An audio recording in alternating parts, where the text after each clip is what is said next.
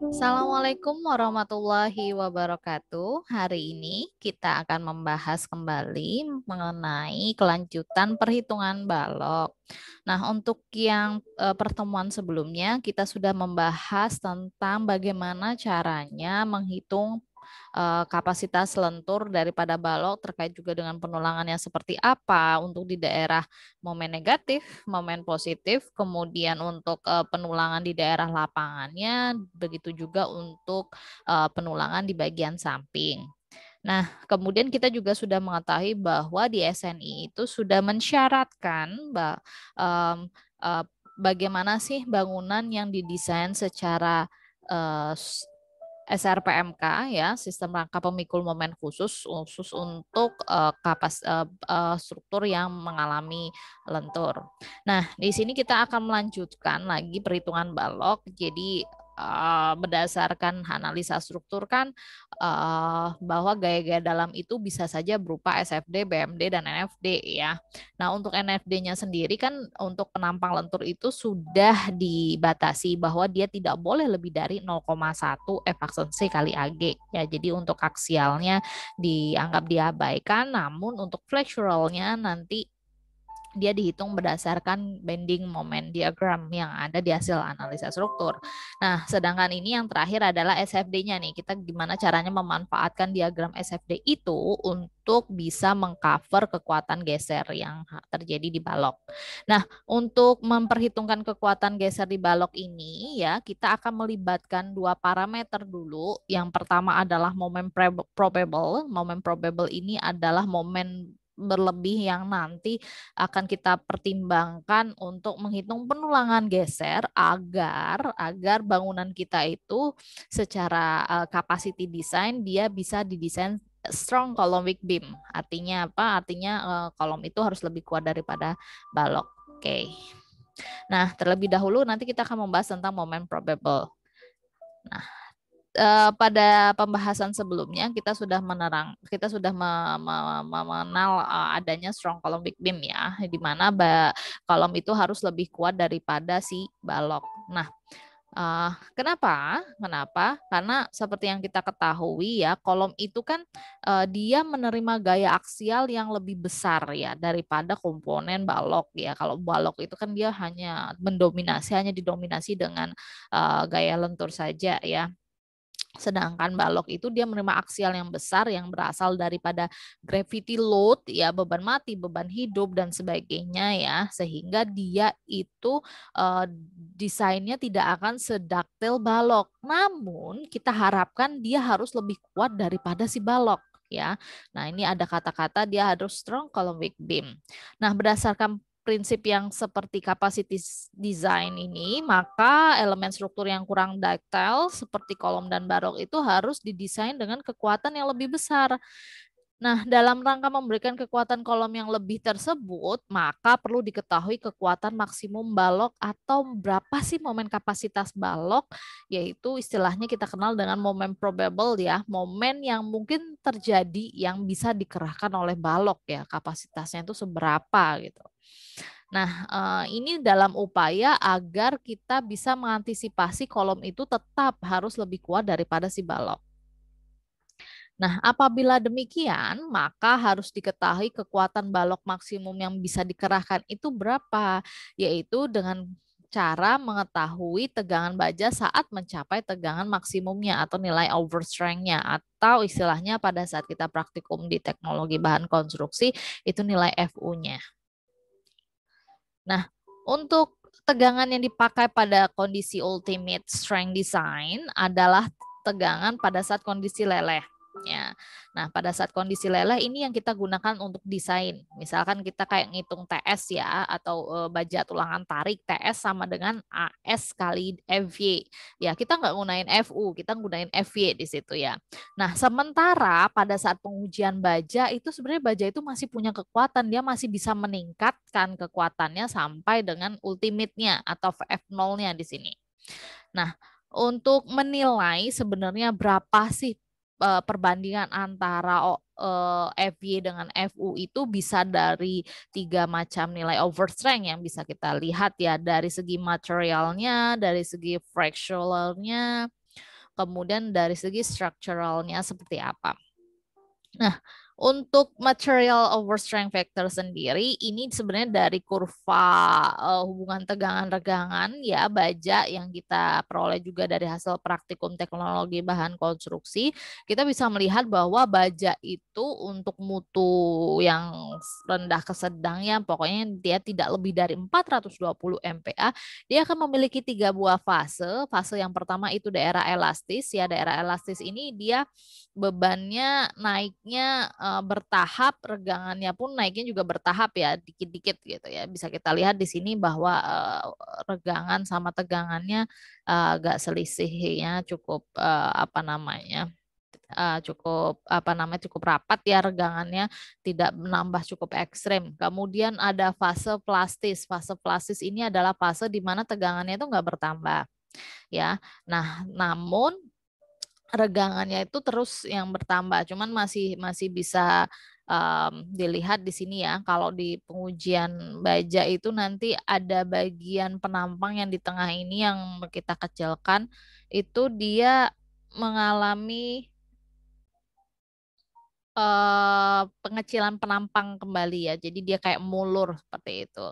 Nah, kemudian setelah dia mencapai batas leleh atasnya, dia akan terus menaikkan kekuatannya. Si baja ini belum langsung patah ya, tapi dia masih bisa mulur, dia masih bisa menaikkan gayanya, masih bisa menahan beban ya. Namun yang terjadi adalah regangannya bertambah cukup ekstrim kalau dilihat di sini ya. Kalau dilihat di sini P-nya naiknya cukup sedikit-sedikit tapi regangannya nambahnya lumayan banyak. Nah, ini fase yang ketiga, ini daerah strain hardening. Nah, kemudian overstrength factor untuk material baja ini seperti apa? Yaitu dia adalah perbandingan antara tegangan ultimate dengan tegangan lelehnya berapa gitu ya. Nah, berdasarkan penelitian di laboratorium itu umumnya nilainya tuh berada di antara 1,25 sampai 1,5 ya, antara nilainya di antara segitu. Nah, untuk flexural overstrength factor sendiri ya, ini berdasarkan penelitian Brook and Ingham tahun 2011, dia merupakan fungsi daripada momen capacity ya M0 dibagi dengan momen nominal capacity. Jadi momen yang bisa dikerahkan dibagi dengan momen yang dibutuhkan itu ya. Nilainya ini juga lebih kurang dia di antara 1,25 sampai 1,5. Ya, ini berdasarkan penelitian dari Brook and Ingham ya. Nah, kemudian untuk flexural yang terakhir, flexural overstrength, ternyata fungsi dari curvature ductility yang diteliti oleh Andriono dan Park ya tahun 86, di mana seperti yang disampaikan oleh Brook and Ingham tahun 2011, di sini ada pengujian baja ya grade 300E, yang biru grade 500 ya baja tulangan. Nah, di sini terlihat bahwa curvature ductility balok itu akan bergantung banyak hal, utamanya adalah properti mekanik baja tulangan dan variasi baja tulangan yang kita pakai ya. Jadi kita pakai grade bajanya apa, jadi itu nanti mempengaruhi nilai curvature ductility-nya ya. Di sini bisa kita lihat bahwa semakin besar nilai curvature ductility, maka flexural overstrength-nya itu akan semakin besar nilainya ya. Nah, sementara itu juga ada pengaruh ukuran balok, kemudian confinement-nya seperti apa, pengekangannya ya, kemudian tegangan desak betonnya. Terkaitnya di sini tegangan desak beton ini adalah mutu betonnya, kemudian rasio tulangan itu ternyata tidak begitu signifikan ya. Nah, ini menurut penelitian Andriono and Park pada tahun 86. Kemudian penelitian Haitham dan Amar tahun 2017 menunjukkan hasil yang berbeda dengan penelitian sebelumnya, di mana penelitian ini ada variabel mutu beton, di sini variabel mutu beton, di sini ada variabel rasio penulangan, ya rasio penulangan. Dari penelitian ini bahwa curvature ductility dapat mencapai nilai 25 untuk beton normal ya. Untuk beton normal dia bisa mencapai nilai 25. Pada beton mutu tinggi di atas 45 MPa, maka pengaruh mutu beton terhadap curvature ductility tidak begitu signifikan. Nah, curvature ductility menurun drastis pada kandungan tulangan yang semakin besar ya. Bisa dilihat ini pada saat row-nya row-nya semakin besar ya, rasio tulangannya semakin besar, di sini nilainya juga nilai curvature ductility-nya semakin kecil ya. Nah, hal ini sesuai dengan bahasan yang telah kita sampaikan sebelumnya. Maka dengan memakai nilai curvature ductility untuk beton normal, nilai overseas strength factor-nya pada gambar sebelumnya dapat mencapai mu sama dengan 1,4.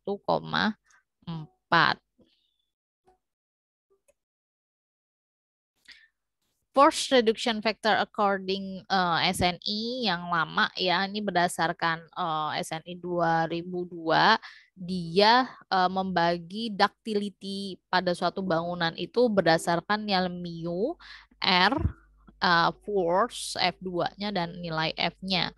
Nah, di sini diperoleh nilai Fn itu adalah perbandingan antara Fy ya dibagi dengan F1 ya dibagi dengan F1. Kemudian nilainya F1-nya itu sama dengan 1,6. Kemudian Fy-nya itu nilai daripada Fm dibagi dengan F2 ya, F2-nya ketinggian Fn berbanding dengan Fm. Dan nilainya ini F2-nya itu sebenarnya 1,25 dengan mu sama dengan 4. Nah, dari sini kita bisa mencari nilai reduksi ya, reduksi faktor R yang biasa kita gunakan untuk perhitungan gaya gempa. Dia merupakan fungsi daripada mu, F1, F2. Ini kita inputkan nilainya, kita akan mendapatkan nilai reduksinya sama dengan 8. Nah, dia termasuk dalam duktilitasnya parsial. Nah, untuk perbandingan overstrength factor sendiri, ya ini ada hubungannya antara overstrength dengan nilai R. Di sini dilihat bahwa overstrength factor atau mu 0, ini adalah overstrength factornya yang nilai mu 0. Kemudian dia merupakan perbandingan antara CY dibandingkan dengan CS ya di sini. Kemudian dia ada nilai safety factor, nilainya adalah CS berbanding dengan CW. Kemudian ada ductility dibandingkan antara nilai CE dengan nilai CY. Nah, di sini kita bisa peroleh bahwa untuk mencapai reduksi sebesar 8 dengan membandingkan CE dibandingkan dengan nilai CW ya. Itu untuk nilai reduksi yang bisa disajikan berdasarkan gambar ini. Nah,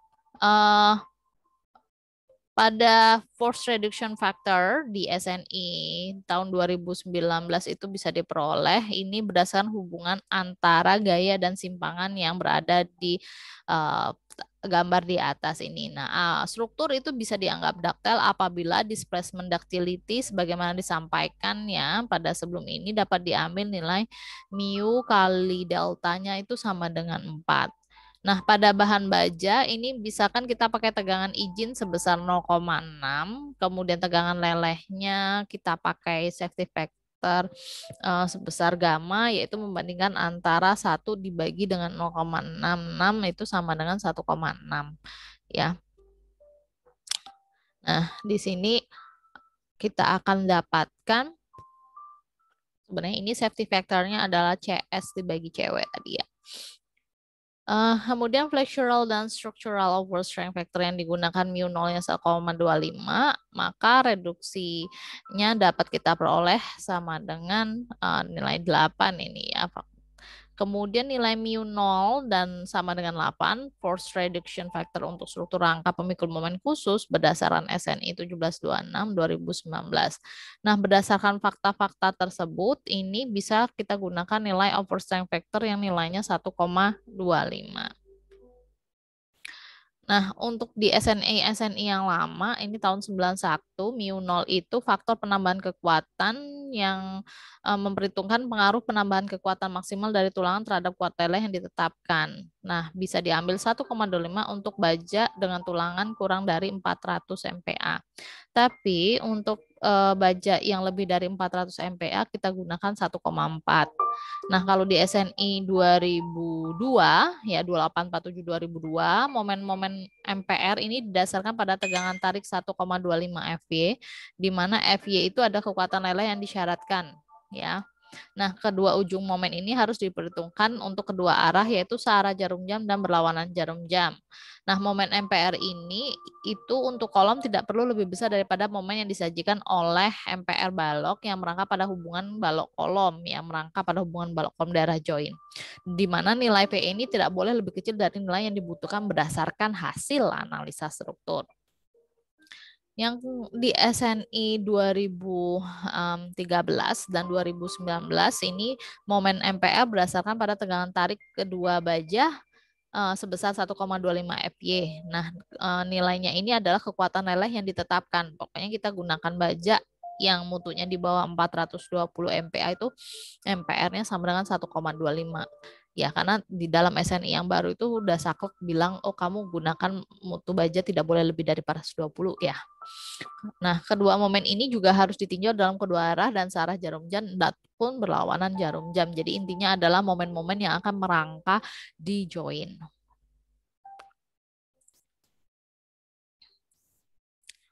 Nah, untuk momen kapasitas balok ini akibat beban gravity and gempa ya pada ujung balok dapat terjadi momen positif dan negatif secara bergantian.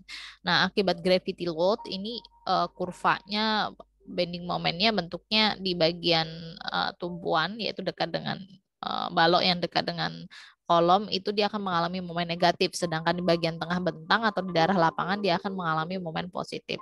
Nah, akibat beban gravitasi dengan beban gempa dari arah kanan, ya dari kanan ke kiri, maka momen negatifnya ada di sebelah ujung nodal I, ya. Sedangkan di nodal J-nya dia akan mengalami momen positif.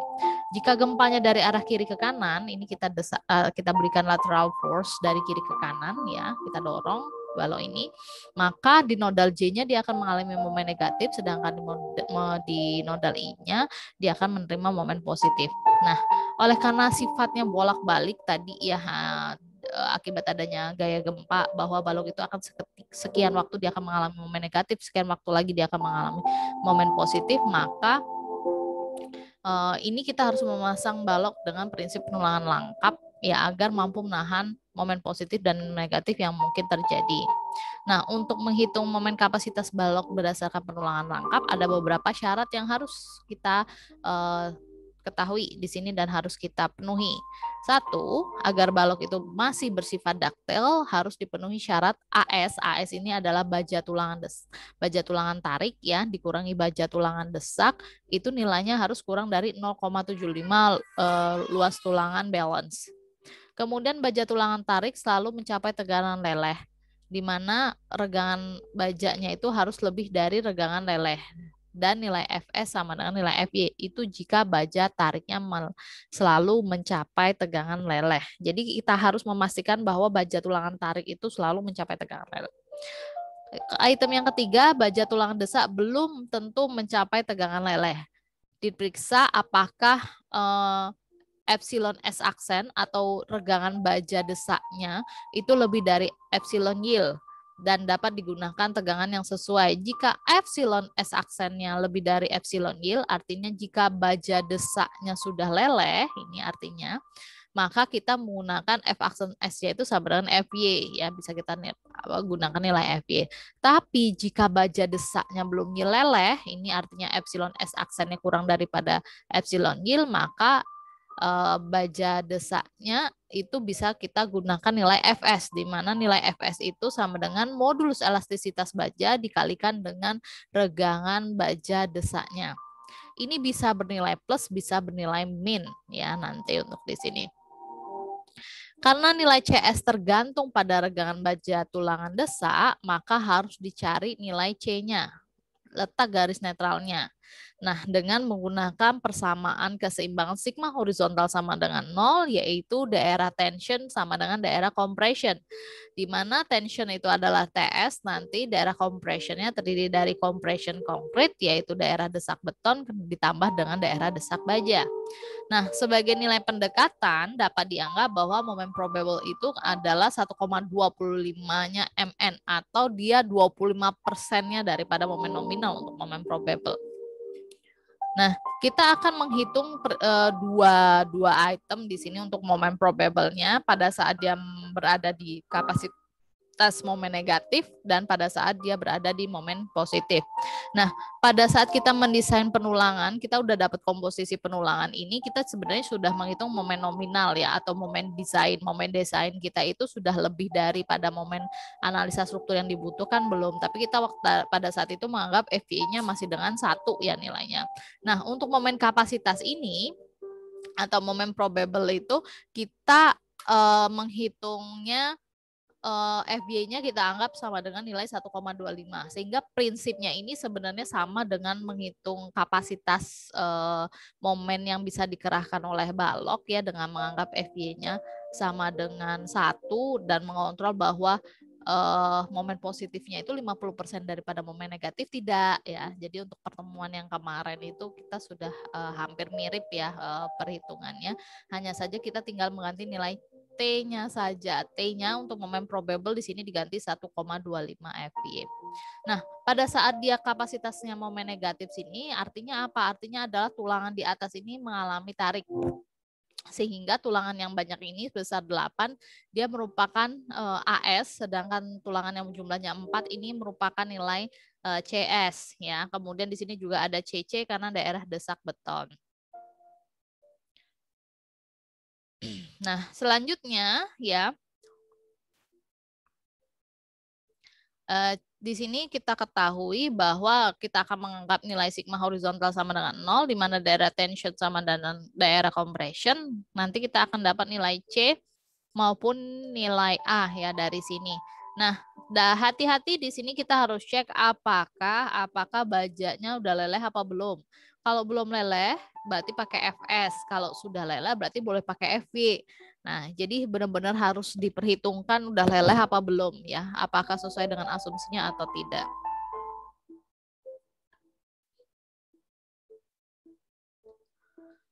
Nah, untuk di sini ada contoh perhitungan misalkan berdasarkan gambar di sebelah tadi ya, ada tulangan tariknya ada 8, diameter 19, tulangan desaknya 4, diameter 19. Ini kita dapat luasannya, kemudian di sini misalkan ada mutu betonnya, ada luasannya, ada lebarnya, sehingga kita dapat nih 400 cc-nya nilainya 4.845.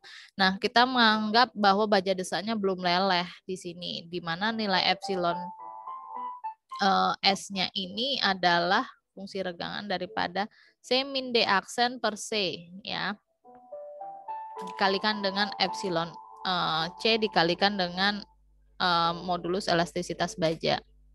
Ini nilainya epsilon C ya, 0,003 harusnya di sini.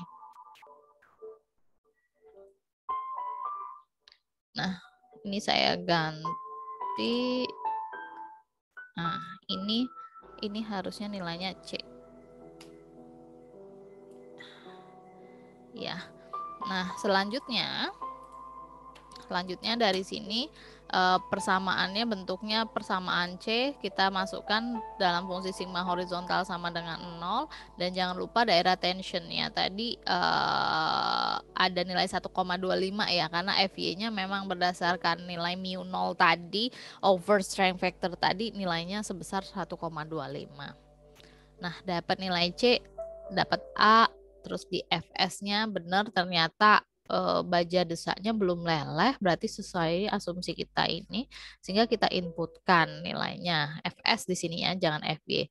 Nah, Apa yang terjadi jika kita masukkan ini nilai FY ya. Jadi kita nganggapnya kita tutup mata terus kita anggap dia sudah leleh. Ini akan beresiko bahwa memang nilai moment probable-nya akan sangat besar. Nah, apakah benar ini bisa membuat struktur kita itu aman ya? Jadi tidak belum tentu ya kita nanti kalau moment probable-mu itu semakin besar, maka kolommu nanti akan semakin besar juga ya, nilai kolommu akan semakin besar. Nah, efeknya tentu oke dia kuat, tapi nanti pada saat perhitungan geser ke di daerah joinnya juga dia akan terjadi kesulitan di mana nanti penulangannya akan sangat rapat sehingga bisa saja akan terjadi segregasi ya karena beton itu sulit untuk menyelimuti baja tulanganmu gitu. Jadi nanti bisa saja baja kok tulangan di kolom itu akan menjadi over reinforce ya sehingga kamu harus benar-benar teliti di sini asumsimu harus benar-benar sesuai ya. Kalau dia belum leleh ya belum leleh di sini masukkan. Kalau dia udah leleh ya udah leleh gitu ya. Jadi sesuaikan dengan asumsi awalmu. Jadi kalau dia sudah sesuai ya udah ikuti alurnya. Tapi kalau dia belum sesuai ya maka sesuaikan dengan kondisi realnya. Nah, dari sini kan tadi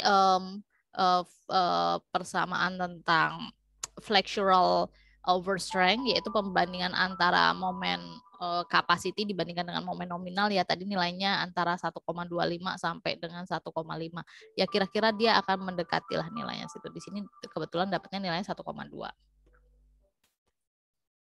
Nah, untuk kapasitas momen positif di sini dengan komposisi penulangan yang sama, di atas ini ada 4, di bawah di atas ada 8, di bawah ada 4, maka daerah taringmu ya karena dia positif, positif itu momennya bentuknya senyum yang tarik ada di sisi bawah.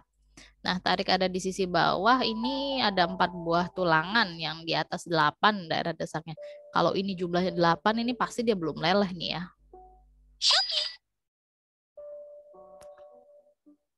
Ini bisa kita lihat di sini ya, berdasarkan hasil perhitungan bahwa bajanya belum leleh nih. FS-nya aja cuma 79. Kalau bahaya banget kalau kita pakai FY-nya 400 ini selisihnya cukup jauh ya. Nanti perhitungan kita akan sangat melesat, akan sangat jauh banget beresiko ya. Sehingga harus kamu pastikan bahwa ini sesuai dengan dia asumsi epsilon S-nya yang benar-benar belum leleh. Oke, begitu dulu penjelasan saya tentang momen probable. Nah, kita akan lanjutkan ke video berikutnya tentang pemanfaatan nilai momen probable itu atau kapasitas berlebih daripada balok akibat adanya overstrength kekuatannya dari FY itu masih bisa mencapai nilai FU-nya untuk mendesain penulangan geser. Nah, seperti yang kita ketahui kan balok itu nggak boleh gagal geser ya, karena gagal geser itu bersifatnya tiba-tiba ya. Kalaupun ada tanda-tandanya juga minimalis banget tanda-tandanya, hampir tidak terlihat ya crack-cracknya. Tahu-tahu nanti dia remuk meledak seperti itu, jadi dia bisa runtuh seketika bangunannya. Jadi nggak boleh kita desain bangunan itu gagal geser ya, tapi harus gagal lentur. Karena apa? Kalau gagal lentur seperti baja uji tarik baja itu dia akan mengalami lendutan dulu, dia akan berdeformasi dulu, adanya retak dulu daerah tarik, kemudian bajanya akan mulur dan sebagainya seperti itu. Oke, terima kasih sudah menonton video ini. Thank you. Assalamualaikum warahmatullahi wabarakatuh.